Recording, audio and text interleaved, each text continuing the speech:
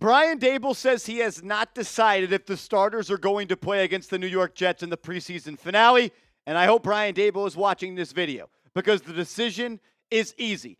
Daniel Jones and the first-string offense must play against the New York Jets. I'll tell you why on today's video, but first I want to hear from you in the comment section. Should Daniel Jones play this week in the preseason finale against the New York Jets? Type P for play, type R for rest. Let me know what you think.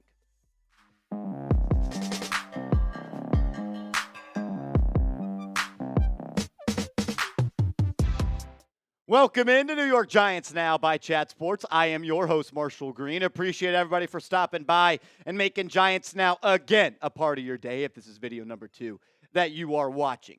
I sat down and I went back and watched every single play that Daniel Jones and the first-string offense had against the Houston Texans via all 22 film. And the decision that I have come up with, which I had a very strong indication following the lousy performance that they put together this past Saturday against the Houston Texans, the starters need to play.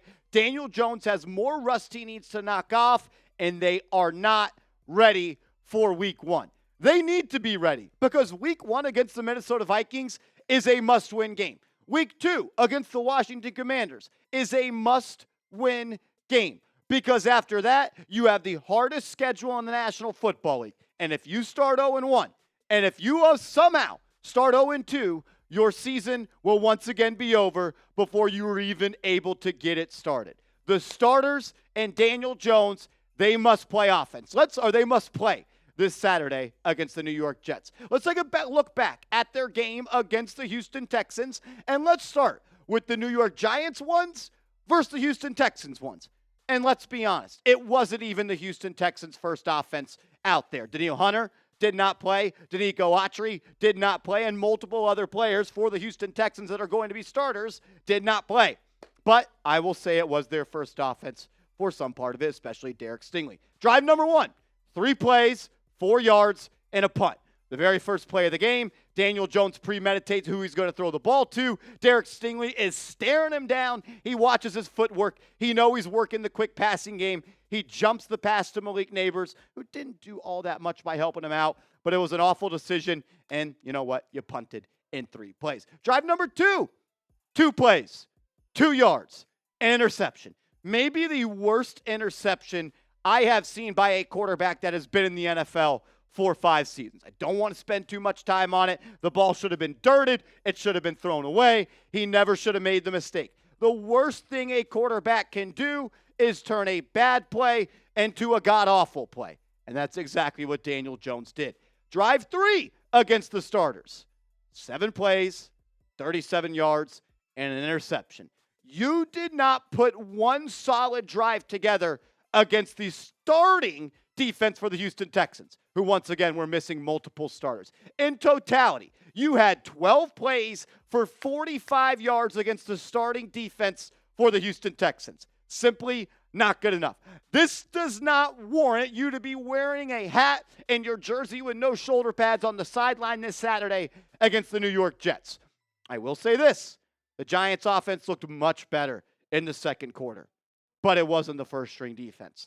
It wasn't the second-string defense. It was a combination of the second- and third-string defense for the Houston Texans. But I will say Daniel Jones looked much better, as he should. Starters came out, mainly Derek Stingley, and the offense got cooking. 7 plays, 68 yards, and a touchdown. An absolute dime of a throw to Darius Slayton against a third-string quarterback corner that is fighting to make this roster. We'll tell you about him in a second. What about the second drive of the game? Drive number 5, 12 plays, 64 yards, and he had to settle for a field goal. Why are we not punching in for 6 anytime in the 2-minute drill working against the second and third string defense? Some of those players will not even be on the Texans' 53-man roster. Jones missed a throw, in my opinion, in pretty bad fashion to Eric Gray on that wheel route that would have kept the drive alive, but it is what it is. They had to settle for a field goal. Against the 2s and the 3s, 19 plays, 132 yards. If you did this against the starting defense, you can rest. You can eat a hot dog on the sideline Saturday against the New York Jets. But you didn't. You were awful against their starters against the Texans, and you need to go out and have more reps and be ready to play before week 1. Shout out to my guy Authentic. Awesome Twitter follow. Awesome YouTube page. Check him out. Great content creator and a solid dude as well. I wanted to reference these tweets that he had. 74 of Daniel Jones's 138 yards were targeting third-string cornerback Mike Ford, who was undrafted in 2018. 25 of his 138 yards were targeting third-string corner Chris Boyd, a 7th-round draft pick in 2019. Jones was 2 for 6 for 14 yards, 0 touchdowns, and not one, but 2. Oh, buy one, get one free. And also, Derek Stingley dropped his pick 6 when targeting the starting Texans DBs. Everything else, as Authentic also writes, says everything else was a check down. 99 of his 138 yards were against 2 corners who have a combined 4 games started in the last 3 seasons in the National Football League. It's just the preseason, but that's the data. Every time I see Authentic tweet, I always just respond. It's just the preseason. It's just training camp. It's just OTAs. It's just mini camp. Authentic, Marshall, you don't know what they're working on in practice. It's my little bit with him. But that's what you guys tell me all the time. So I always tell him that, and I love that he's on the inside joke. Daniel Jones needs the live reps. It was so obvious on the very first drive of the game, and the meltdown, the brain shut-off play of making a horrible play turn into a catastrophe and a world disaster showed me when he got into that oh shit moment, he didn't know what to do, and he panicked. And the only way to work the panic out is to go out and get live reps. He is coming back from a torn ACL. It was his first action since coming back from that. But the mistakes were not because of the ACL. He didn't tear his brain. He tore his ACL. And it looked like his brain shut off when he said, oh, shit, what am I doing? You never want that. You got to rep that out. They need live reps. All righty, let's break it down bit by bit. My biggest takeaways from Daniel Jones. First play of the game. WTF, man. What are we doing? We've said it for 6 years now at this point. Daniel Jones, more often than not, predetermines who he is going to throw the football to. That has been something that he has been slowed down by since he entered this league.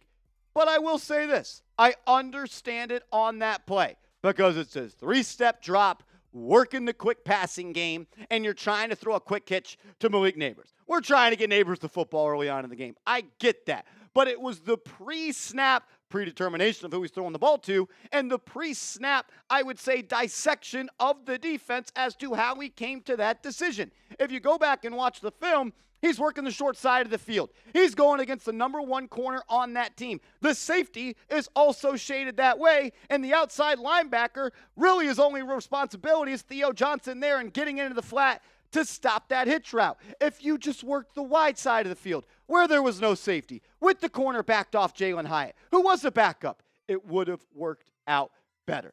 I will say Malik Neighbors did not help Daniel Jones out all that much. Was it a sloppy route? I don't know. But as a receiver, the one thing you have to do is have your quarterback's back. And if you see the play is falling to shit, you got to box out that corner, and you've got to turn into the corner and play defense and make sure he doesn't. Luckily, it wasn't intercepted, but that doesn't change anything. It was a terrible play from the decision to the throw from top to bottom. Number 2, live to play another day. Live to fight another down. 2nd and 10 is better than a PAT for the other team. The worst thing a quarterback can do is turn a bad play into a horrible play. And one thing that fires me the hell up about Daniel Jones is he consistently does this. Old dogs don't learn new tricks. It's year 6. You are who you are. And he has done this multiple times. What about last year in week 1 against the Dallas Cowboys? Here's Daniel Jones, a half step from running out of bounds. Throw the ball away. Run out of bounds. But what did you do? You targeted Stephon Gilmore there. You tried to force a throw as you're running out of bounds, and it was picked off.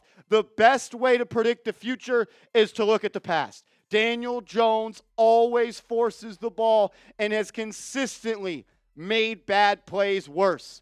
And it stinks that after an off season of not working, as you should be working your mind and understanding the game more and improving your football IQ, you eliminate dumb plays like that. And we saw it in the freaking preseason. He panicked, Just threw it, nothing to do with the ACL. That's processing the game. That's thinking the game. That's having football IQ. I always feel like he just makes everything more difficult. Run out of bounds. Flip the ball right out of bounds. Don't do what you did. You can't turn the ball over in your own territory. He consistently does it with mind-boggling decisions.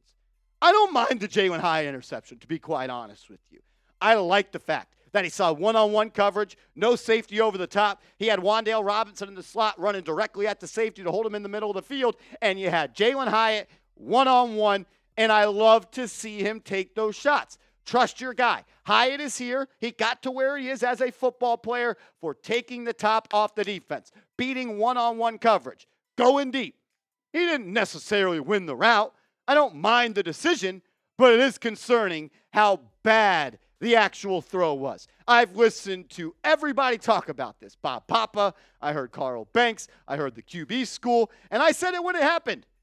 Why are you trying to throw a back shoulder throw here? And if you are, it's a horrible back shoulder throw. This is it's my guy or nobody on the outside shoulder, and it needs to be a catch like this. Look at Jalen Hyatt having to stop for the ball. He is open. That is open in the NFL. He beat him up the sideline. If Daniel Jones throws that ball to the back of the end zone with a little bit more touch, where was the touch at on that throw? He tried to throw a 1.5 ball. I need a 2 ball or a moon ball there, and he decides to leave it short and inside.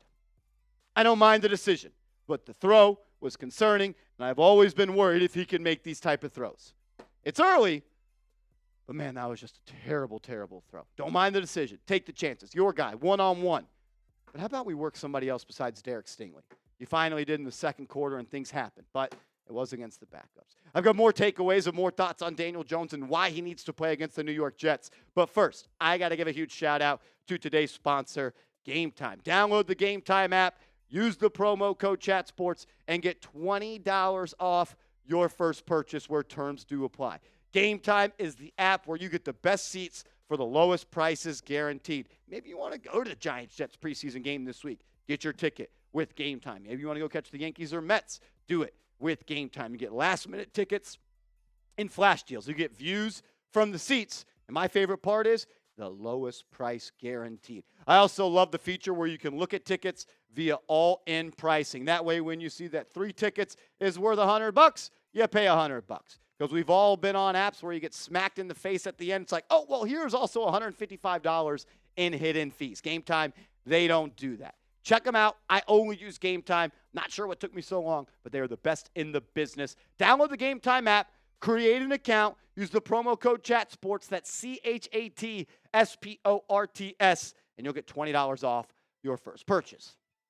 A little bit of some encouraging words here, as I don't want to come up here and do this. I hate this. Works my blood pressure. It ruins my day.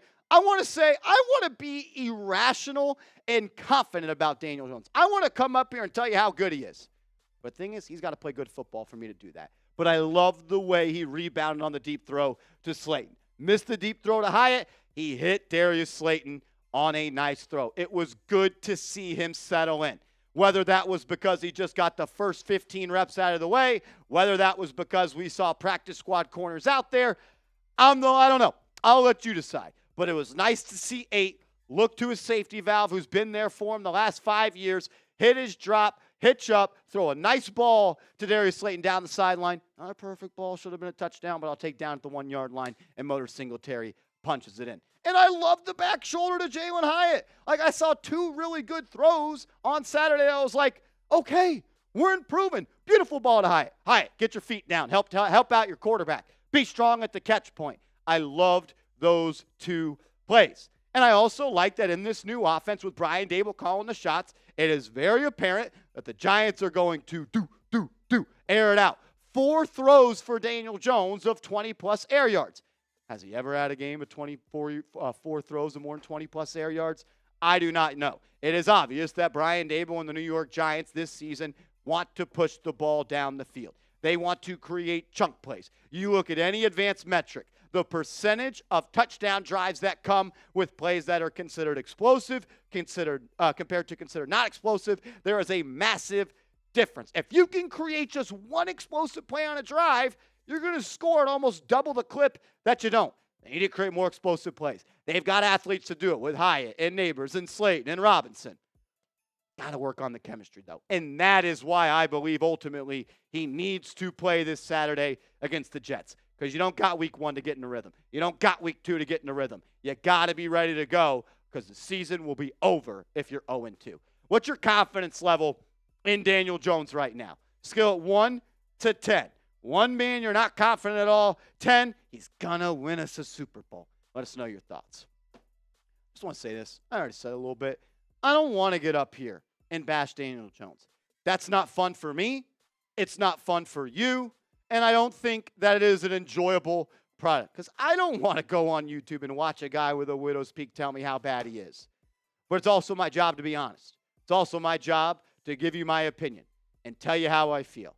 And I just have my questions right now about following that performance. It wasn't that performance. It's 5 years. I've done this for 4 years now. I've been pretty damn straight on how I feel about Jones. But it's not just me. Let's go to other words. Let's just not use Marshy's words. Dan Orlovsky, NFL quarterback, and most notably known for running out of the back of the end zone, giving himself his own safety. But I'll also take the opinion of a guy that's spent hundreds and thousands of hours in an NFL tape room watching, compared to Joe Blow on YouTube telling me that I hate Daniel Jones. Dan Orlovsky is concerned about Daniel Jones' 2 interceptions versus the Texans. Says this: Daniel Jones hasn't thrown for 3 touchdown passes in a game since 2019.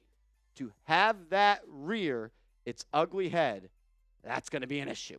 What about my guy WBG84? If you're not following him on Twitter, do so. I think a lot of people are awesome on Giants Twitter. I think he's the best account out there. Give him a follow. Even better than me. That's how good he is. Shout out to my guy, though. Daniel Jones is 1-9 in games where he throws 2+ interceptions. Been a trend for him in his career that when things go south, it stays that way. The great QBs in the NFL can find a way to bounce back after slow starts and mistakes to help their team win. You know what that last paragraph reminds me of? It's not fair to do this, because one guy is going to be an undisputed first ballot Hall of Famer, is Eli Manning. I didn't care how many interceptions Eli Manning threw in the first 3.5 quarters. But if he were down 6 and we got the ball last, I always believed he was going to get it done.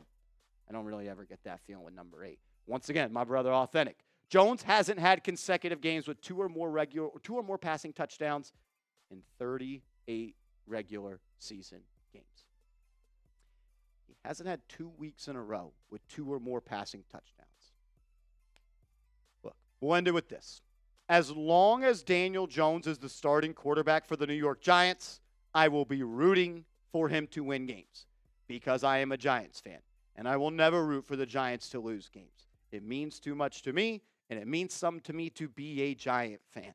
I will always, always, always root for whoever this team has under center. And if it's Daniel Jones, if it's Tommy DeVito, if it's Drew Lock, I will root for them. But it doesn't mean I have to think he's the best option. It doesn't make me less of a fan that I think the Giants can do better. I'm not going to say it means that I'm a better fan, but what I will say is I am going to hold this organization to the greatness that they are. You're the New York Football Giants. You are a blue blood organization. As a fan, you should expect the best, and I'm just not sure that we have that right now on this football team. If you love the New York Giants, if you bleed big blue, I need you right now to hit that thumbs up icon.